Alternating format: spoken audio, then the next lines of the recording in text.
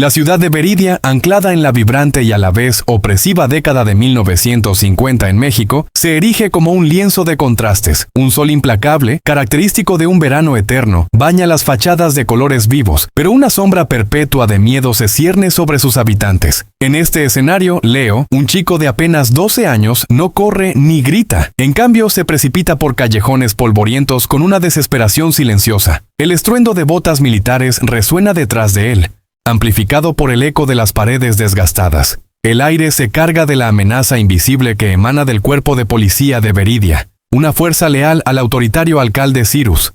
Cyrus, un hombre de puño de hierro, observa la persecución desde su oficina, como si fuera un espectáculo personal. La persecución no es por un delito común, es por un delito de imaginación, de expresión, de lo que Veridia ha aprendido a temer más que a la propia muerte. La angustia de Leo no es por el castigo físico, sino por algo más profundo. El miedo de perder lo único que le queda, su cuaderno. El cuaderno, un objeto desgastado y con las esquinas dobladas, es la única extensión de su alma. En sus páginas, Leo ha vertido el torrente de un trauma silenciado. El grito que quedó atorado en su garganta hace 2 años. Desde que presenció el fatídico incidente que le arrebató a su madre, Leo ha sido incapaz de emitir una sola palabra.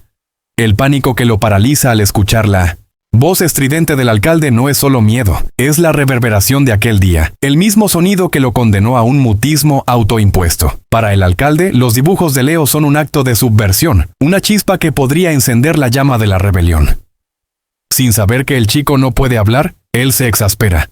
«Atrapen a ese mocoso», vocifera, como si su voz pudiera detener el inexorable avance del arte y la verdad que el chico carga en su morral. Cyrus ignora que está persiguiendo algo más, grande que un simple muchacho. Está persiguiendo el fantasma de una revolución silenciosa. Y en esa persecución el destino de Veridia está en juego, atrapado en un acto de opresión y la indomable voluntad de un niño que ha convertido su silencio en una forma de gritar. Leo, con su respiración agitada y su corazón latiendo como un tambor frenético, se refugió en el sótano de una imprenta abandonada. El lugar, impregnado con el olor de la tinta vieja y el papel enmohecido, era su santuario, secreto. En la penumbra, su rostro delgado y sus ojos, que reflejaban una profunda tristeza y un agudo intelecto, adquirieron un brillo casi mágico. El silencio del lugar era un eco de su propio silencio interior. Su trauma, como una jaula invisible, lo había encerrado. La escena en su mente se repetía. El grito de su madre, su súplica inaudible, la crueldad de los guardias del alcalde que la silenciaron para siempre por protestar una injusticia. Desde aquel día, la voz de Leo se había disuelto, en el miedo, dejando solo un vacío. El mundo se había vuelto un lugar opresivo, y su silencio, aunque era una defensa, también se había convertido en su mayor prisión. Su único escape, su única forma de gritar, era su arte. Sus dibujos no eran garabatos infantiles, sino narrativas visuales complejas que contaban la historia no solo de su dolor, sino de la opresión que todos en Veridia sentían. Cada trazo de lápiz era una lágrima, cada sombra un lamento, cada color un destello de esperanza que se negaba a extinguirse. En las páginas del cuaderno, él plasmaba escenas de gente oprimida, de injusticias disfrazadas de ley, y de la silueta omnipresente del alcalde Cyrus, retratado como una figura sin rostro, un vacío de poder. Este cuaderno no era un pasatiempo, era su voz, su testamento, su grito inaudible. Sin saberlo, Leo estaba creando un diario de la conciencia colectiva de su ciudad. Sus dibujos resonaban con una verdad, tan cruda que los hacía más peligrosos que cualquier discurso encendido. La represión del alcalde Cyrus era total, asfixiante. Las leyes se endurecían, la libertad de expresión era castigada con severidad. El alcalde, un hombre obsesionado con la estabilidad y el orden, creía que el caos era el enemigo supremo, y que cualquier forma de disidencia, sin importar cuán pequeña, era un precursor del desastre. Su miedo al desorden era tan profundo que había convertido a Veridia en una ciudad muda, donde las palabras se susurraban y las opiniones se guardaban bajo llave. El alcalde había logrado un control tan absoluto que la población se había vuelto un rebaño dócil, resignado a una existencia gris y sin sueños.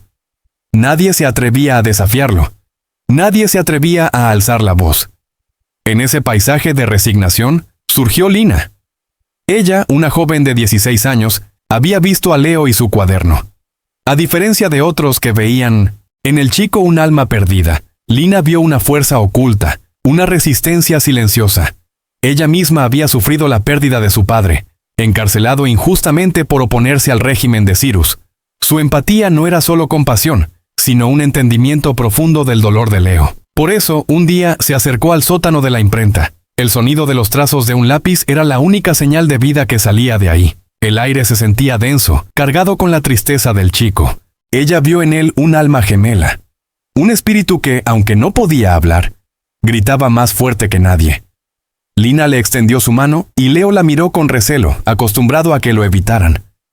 Pero los ojos de Lina transmitían una verdad que él reconoció instantáneamente, la verdad de la soledad compartida. Ella no trató de hacerlo hablar, no le tuvo lástima. En su lugar, tomó un pedazo de papel y dibujó una flor. No una flor cualquiera, sino una que Leo había dibujado en una de las páginas de su cuaderno. Con ese gesto, ella le estaba diciendo que lo había visto, que lo había escuchado. Este simple acto fue un punto de inflexión. Fue el comienzo de una conexión, un lazo que se formaba en el silencio y que no necesitaba palabras. El cuaderno se convirtió en el punto de encuentro de sus mentes. Leo dibujaba sus ideas, sus sueños, sus miedos. Y Lina interpretaba cada trazo, cada sombra. Ella se volvió su voz, la intérprete de su alma. Juntos crearon una nueva forma de comunicación. Un lenguaje de símbolos y trazos que era más elocuente que cualquier discurso. Este vínculo, aunque pequeño, se convirtió en una isla de esperanza en un mar de opresión. Lina, con su vivacidad y su valentía, impulsaba a Leo a dibujar no solo su dolor, sino también la resistencia que germinaba en su interior. Ella lo animaba a plasmar la belleza que aún existía, las pequeñas rebeliones cotidianas que pasaban desapercibidas. Una tarde, mientras trabajaban en un dibujo de un pájaro enjaulado que miraba al horizonte, el sonido de una sirena los hizo sobresaltar. Era la policía del alcalde, y se dirigían hacia la imprenta. El corazón de Leo se detuvo. El mismo miedo que había silenciado su voz volvió a atraparlo. Sus manos temblaban, incapaces de sostener el lápiz. Lina, con una rapidez sorprendente, tomó el cuaderno y lo escondió debajo de una pila de periódicos viejos. «Vamos», le susurró. La persecución se había reanudado, pero esta vez Leo no estaba solo. Esta vez, la verdad de su arte tenía un propósito, un destino. En su huida, Leo sintió algo nuevo. No era solo el miedo, sino también una determinación fría. Lina corría a su lado, sus ojos brillaban con una mezcla de valentía e indignación. Y entonces, mientras pasaban por una pared en blanco, el corazón de Leo se aceleró con una nueva idea. Sin pensarlo, tomó un trozo de tiza del suelo y con trazos rápidos y firmes, dibujó en la pared una de sus creaciones más poderosas, una mano encadenada rompiendo las cadenas. Era un mensaje simple, pero resonante. El dibujo era un eco del grito que él no podía emitir. Un mensaje que trascendía las palabras. La idea se le había presentado de forma casi milagrosa. El mural no tardó en ser visto por los ciudadanos. Un viejo vendedor de fruta, al verlo, detuvo su carreta. Una madre que iba con su hija le señaló el dibujo y sonrió. Una sonrisa triste, pero una sonrisa. La gente se detuvo en la calle y el dibujo de Leo fue pasando de boca en boca, de susurros a gestos, de un alma a otra. El mensaje no era solo sobre el encarcelamiento, era sobre la liberación. El acto de dibujar en la pared fue el catalizador que encendió la chispa.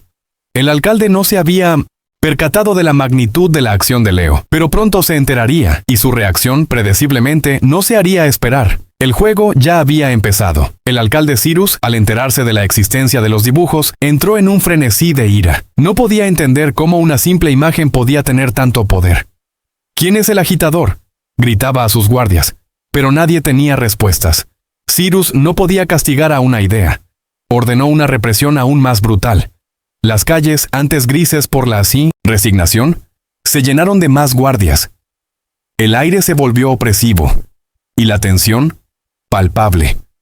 Pero el miedo del alcalde solo servía para probar que los dibujos de Leo estaban funcionando. Y la gente, por primera vez en años, empezaba a creer que había esperanza. Aún hay tiempo para reparar lo que destruiste. La voz que no puedes usar se manifestará de otra forma. El plan de Lina se volvió audaz. Los dibujos de Leo se volvieron el combustible para una revolución silenciosa. Empezaron a esparcir copias de sus dibujos por la ciudad, en callejones, en parques, en muros de edificios abandonados. Cada dibujo era un manifiesto de resistencia. La gente, al ver los dibujos, sentía un alivio, un entendimiento mutuo de que no estaban solos en su sufrimiento. Los dibujos se convirtieron en un lenguaje secreto que unía a la gente. La ciudad, antes fragmentada, se posicionó, unía bajo el estandarte de la expresión silenciosa de un muchacho. El silencio, que antes era un símbolo de opresión, se había convertido en un arma. El plan de Lina y Leo alcanzó un punto de no retorno cuando la ciudad se preparó para el aniversario de la paz y el orden, un evento que el alcalde Cyrus había instaurado para celebrar su gobierno. La plaza principal, un lugar que había sido testigo de la opresión, se adornó con banderines grises y estatuas de soldados anónimos, símbolos del control total de Cyrus. Para la gente de Veridia, el evento era una humillación pública, un recordatorio de que habían perdido su libertad. Para Leo era la oportunidad de hacer un último y definitivo grito. Con la ayuda de Lina se escabulló en la plaza la noche anterior al evento. Su corazón latía con una mezcla de terror y una valentía que nunca había conocido. La oscuridad era su cómplice, y el silencio de la noche, su manto. El lienzo que Leo eligió no era un pedazo de papel, sino la pared frontal del ayuntamiento, un símbolo de la autoridad de Cyrus. Con una caja de tizas de colores que Lina había conseguido con la ayuda de algunos vecinos, Leo empezó a dibujar. Sus manos, que antes temblaban por el miedo, se movían con una certeza que venía de lo más profundo de su ser. El dibujo que emergió en la pared era el mural más grande y detallado que había creado. Una recreación vívida del día en que perdió a su madre. Él no se había dado cuenta de la magnitud de lo que estaba haciendo, pero al ver el miedo en los rostros de los guardias que lo perseguían, supo que su arte era más poderoso que cualquier arma. El mural no era solo un dibujo, era una herida abierta. En él, plasmó el momento exacto en que los guardias del alcalde silenciaron a su madre. Los ojos de su madre, llenos de un dolor y una injusticia indecibles, estaban dibujados con un realismo desgarrador. Las figuras sin rostro de los guardias, el puño cerrado del alcalde en la distancia, la impotencia del pueblo. Era un espejo del trauma de Leo, pero también un espejo del sufrimiento de Veridia. Cuando los primeros rayos del sol iluminaron el mural, una multitud se congregó. Nadie habló, solo se quedaron mirando, sus ojos llenos de una mezcla de horror y liberación. El dolor de Leo se había convertido en el dolor de todos, y su silencio en su clamor. El alcalde Cyrus, al enterarse del mural, corrió a la plaza. Su rostro, pálido de ira, estaba lleno de un odio que el pueblo nunca había visto. ¡Bórrenlo!, gritó a sus guardias. Pero los guardias se habían quedado inmóviles, como si el arte de Leo los hubiera paralizado. Las figuras en el mural parecían respirar. Sus ojos seguían a Cyrus, y el peso de su injusticia era insoportable. Los gritos de Cyrus rebotaban en las paredes de la plaza, un eco hueco y sin poder contra el poder del silencio. Y la verdad de Leo. La gente, al ver la reacción del alcalde, se dio cuenta de que él tenía miedo. Él no le temía al arte, le temía a la verdad que revelaba. El punto de quiebre fue cuando Cyrus, en un arrebato de desesperación, sacó un arma y apuntó al mural. «Yo soy la ley», gritó con el rostro desfigurado por la rabia. «Y esta mentira no existirá». Pero en ese momento, una vieja vendedora de pan, que había visto el mural, se puso de pie y sin decir una palabra, levantó el puño.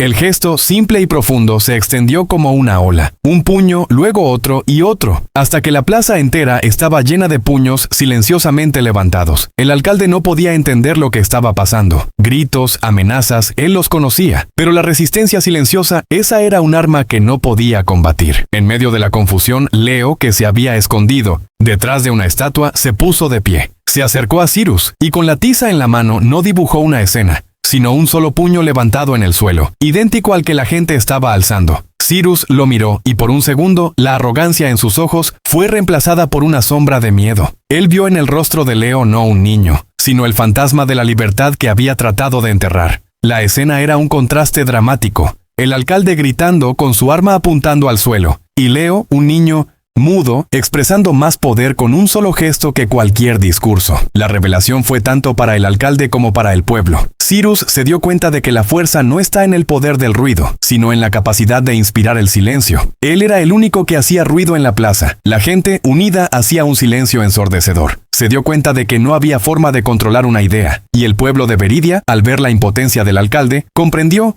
que su voz no estaba en sus cuerdas vocales, sino en su unidad. La revolución no necesitaba gritos ni violencia, solo necesitaba una causa. El silencio era su arma, y la solidaridad, su armadura. El momento en el que la primera persona se unió al puño alzado significó que la semilla de la revolución había sido sembrada. El pasado no puede ser cambiado, pero lo que haces con él, puede.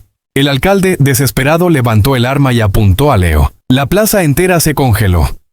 En ese instante, Lina, que había estado a un lado, se lanzó frente a Leo, interponiéndose entre él y el arma de Cyrus. Él no necesita una voz, porque nosotros somos su voz, gritó. El valor de Lina fue la gota que derramó el vaso.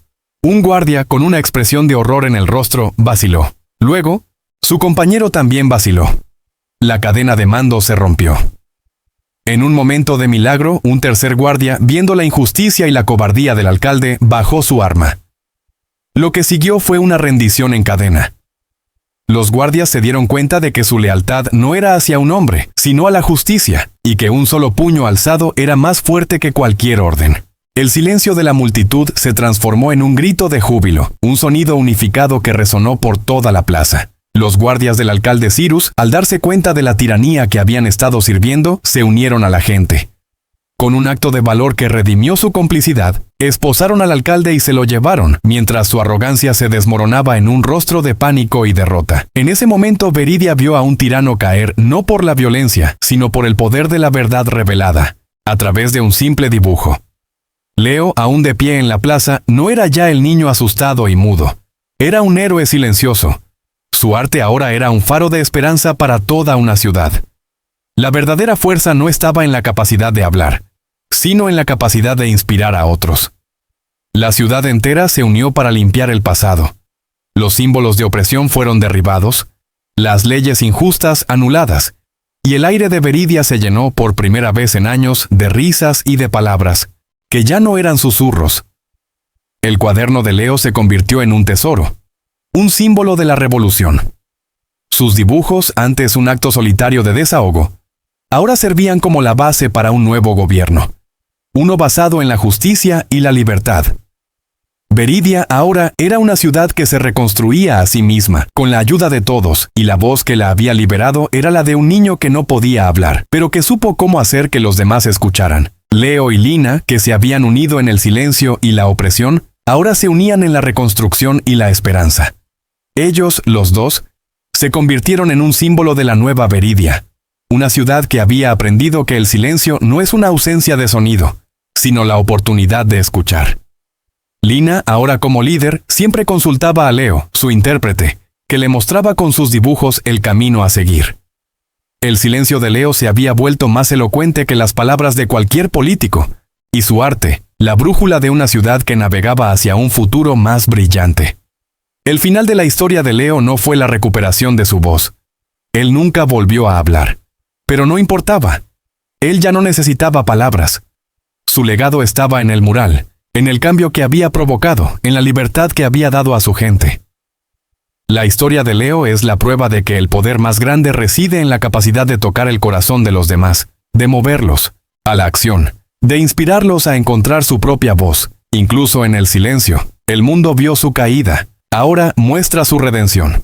Sigue la historia en los comentarios, y si la verdad de Leo te conmovió, da un me gusta a este video, y suscríbete para que más personas puedan descubrir el poder de una voz silenciosa.